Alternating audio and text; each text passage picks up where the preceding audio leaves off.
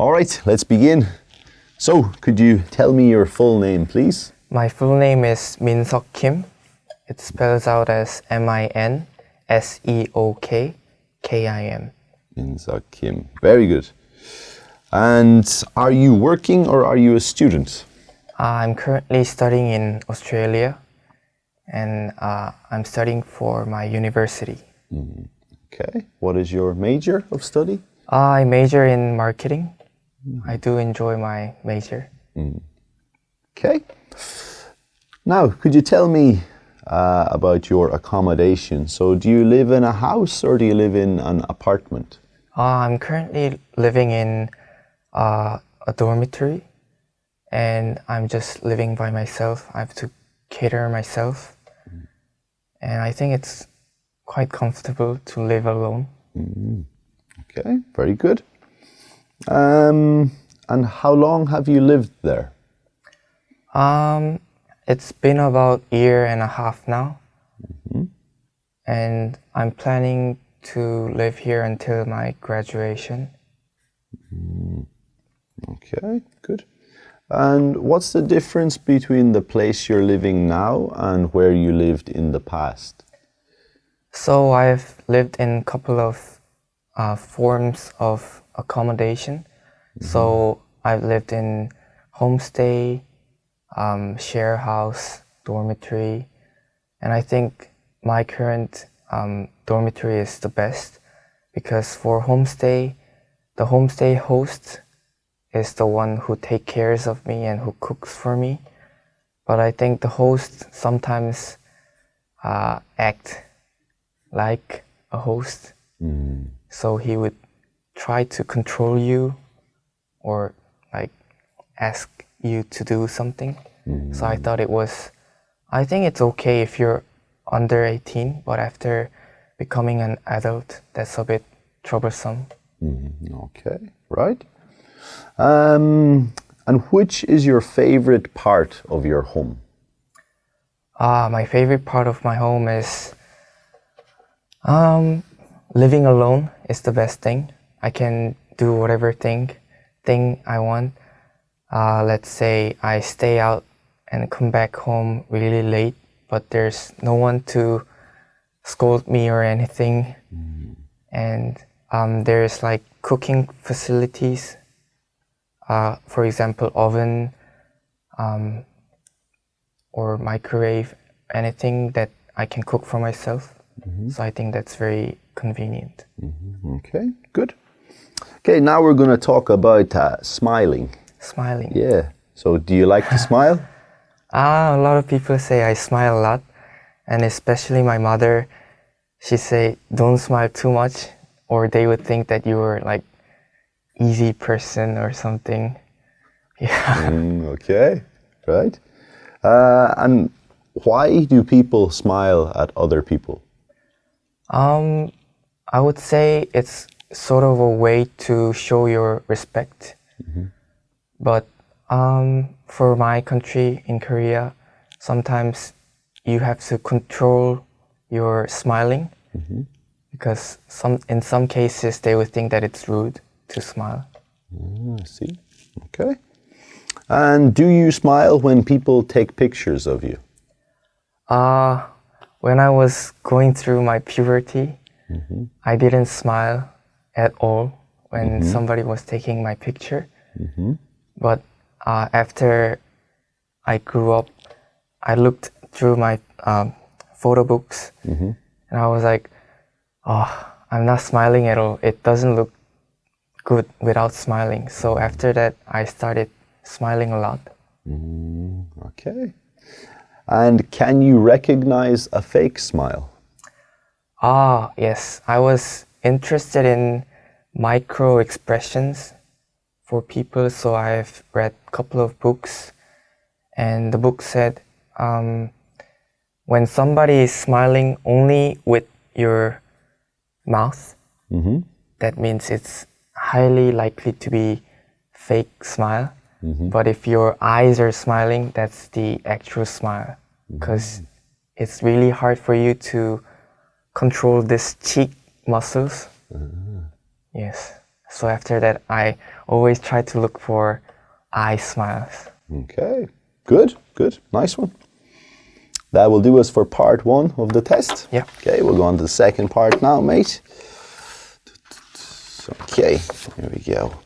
There you go again. Thank you. And there's your pen. Yeah. All right, so I'll give you 1 minute to make some notes and get ready. Okay, Yes. so you can begin. All right, mate, that's your minute up again. Yeah. Cheers. Okay, so could you describe a water sport you would like to try in the future?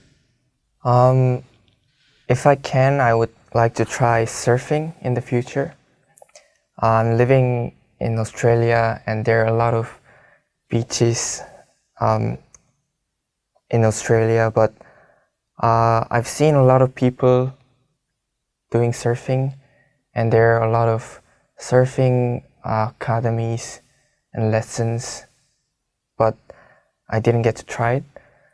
But if I can, I would like to try it because it looks very fun and very cool when you're surfing and the waves are following you from behind. But I heard it's quite difficult to master it, so it takes few weeks, or even like some people takes longer time to master surfing or even stand up on the surfing board. But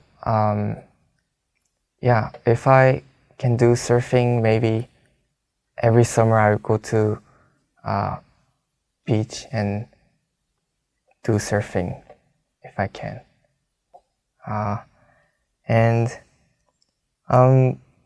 If I learn how to surf, I can even do it in other countries other than Australia, but I think it would be hard to do it in Korea, my home country, because I've heard that you need certain height of waves to do surfing. But in Korea, I heard it's not that high to surf. Okay, that will do us there. Thank you. Right, so surfing is popular in Australia, of course. Yes. Do you have any friends who have tried it before? Most of my friends are trying it. Have tried it, but they're saying, "Oh, you should try it." But I'm always replying, "Oh, I would," but I was too lazy. Someday. Yeah, someday. Right, good stuff. All right, yeah, should we go on to the third part? Yes, please. Yeah, let's go. All right. Okay, so, yeah, what kinds of water sports are popular nowadays? Since the past and until now, I think the most basic water sports, swimming, has always been popular. But in terms of styles of swimming, I think a lot of people are looking up to butterfly form because they think in order to do that form of swimming, you need to have certain amount of muscles and you need to be very agile to do it. So even for me, I could only do freestyle, but I have always wanted to do butterflies if I can, but I've tried it a couple of years ago, but I failed miserably. Okay, right. And apart from swimming, any other sports in the water that are quite popular these days? For water sports, I think sailing is also very popular among rich people, I should say. Some people think that it's not a sport, but I've heard that even for boats, there are a lot of sizes that you can choose. So there are even boats that you have to hold the boat yourself, and you need to guide the boat. And even in terms of sailing, I should say there's a lot of similar kind of sports like canoeing. So I think those are also popular sports. Okay, good. And what are some of the advantages of traveling by boat? I think it's less costly than taking an airplane. And I think you can prepare a lot of things before departing. So for airplane, you have limited services that the company can provide you with. But for boat, you can prepare a lot of clothes, a lot of foods, and you can even have, if it's a big, huge boat, you can even have swimming pools and basketball court on the boat. So I think it's more better. Okay. And do Korean people use boat or ship to travel to other countries sometimes? I think for close distance countries like Japan or in Korea, we have this island called Jeju Island. So when they're going to those two areas, I think people take huge cruises. And after retiring, older generation take those cruises to travel abroad because they have time and money to spend on those expensive cruises. Yes, indeed. And do you think it's necessary for everyone to learn how to swim? I've heard that for most of the Western countries, by law, it is mandatory to learn how to swim for emergency cases. But in Korea, it's not mandatory, but I think parents think that it's quite important to learn how to swim. And I personally think that it's important to learn how to swim because at least once in your life, you might encounter those sudden accident and if you panic in the water, once you know how to swim, it will be I think it will be better to save yourself if you know how to swim. All right, yeah, so thanks for doing the test. It was a good score. I'd say about a 6.5 today would be your score. A lot of positives, a lot of good things. I thought your fluency and pronunciation were quite strong. There was little hesitation throughout, Maybe in part 2, I think you spoke for about 1 minute and 15 seconds when I looked at the clock. Yeah. And you kind of stopped and I kind of looked and you continued a bit. Yes. So in the real exam, always try and keep going until 2 minutes. That's how we give that sort of advice. So that was good overall, but just try and keep going in the second part. Yeah? Yes. Vocabulary, again, no big issues with it. One thing you said, surfing board. It's more common to say surfboard. Surfboard. Without the ing. Yeah. And when you were talking about the boat, and I think you made kind of a gesture like this. Yes. Well, what's the verb for that? Like guiding, I think. Guiding, you could say guide. I think maybe steer is better. Steer. The car, steer the boat. Yes. You're going to steer it. Okay. And that was the only real issue there with vocabulary. Grammar, there's a few little bits throughout. I'd say this is probably what brings you down a little bit. Okay. Articles, I think we're missing from a lot, like a and the. Yes. So it's been about a year and a half. It's been about a year and a half. Couple of books, a couple of books.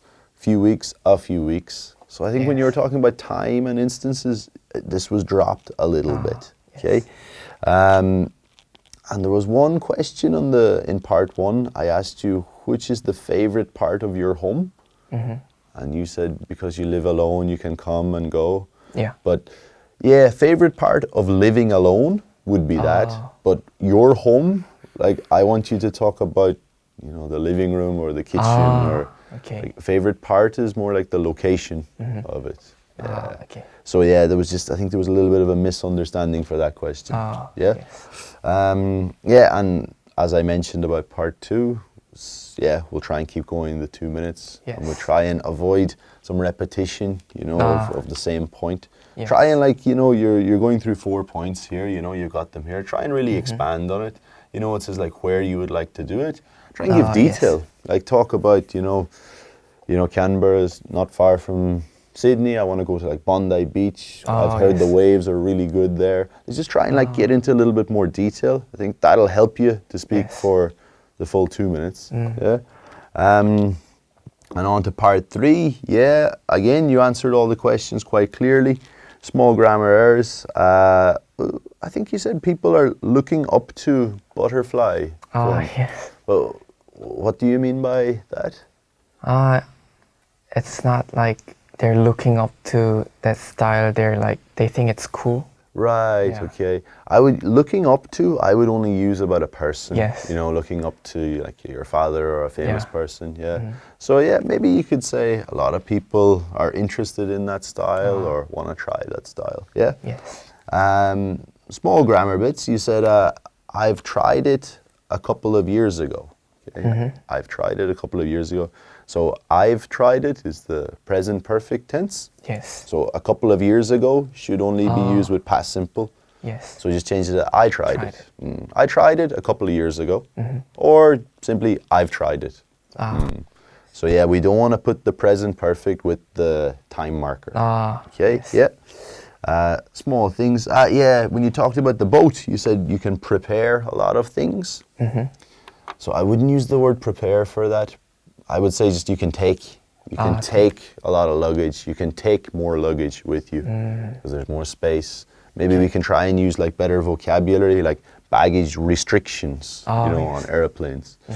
Yeah, really good. One, yeah, maybe we said like more better. So obviously just better, yes. you know yourself. Most of the Western countries. So the difference between most and most of the. So if you're talking just generally, just use most Western countries, most people. If you use most of the, it's more about a specific group. Most of the students in this academy, blah, blah, blah. So small errors throughout, but really good overall. So yeah, you should be happy with the test. Yes. Yeah. Thanks for coming. Thank you very much. Thank you.